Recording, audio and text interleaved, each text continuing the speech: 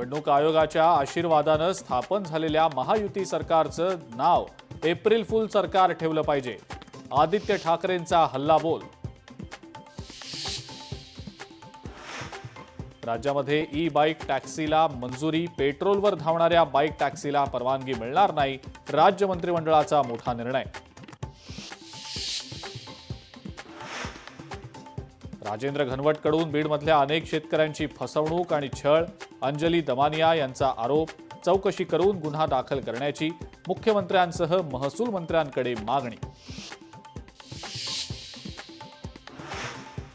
राजेंद्र घनवट धनंजय मुंडेंचे निकटवर्तीय. फोटो दाखवत अंजली दमानियांचा दावा.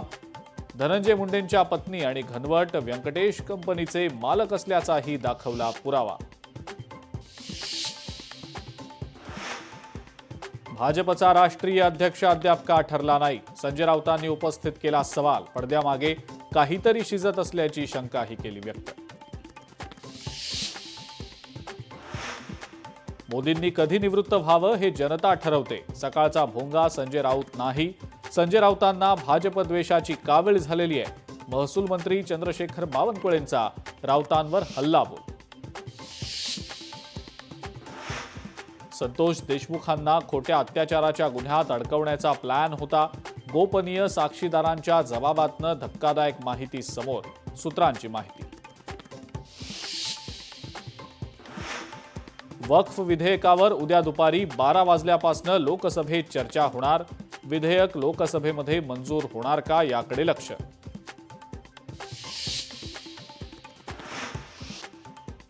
सोन्याचा दर आता उच्चांकी पातळीवर. 91,076 रुपयांवर सोन्याचा दर पोहोचला तर चांदीचा दर 1,09,75 रुपये प्रति किलो. आणि मुंबई, ठाणे आणि पालघरमध्ये आज पावसाचा अंदाज. उन्हाची तीव्रता कमी होण्याची शक्यता.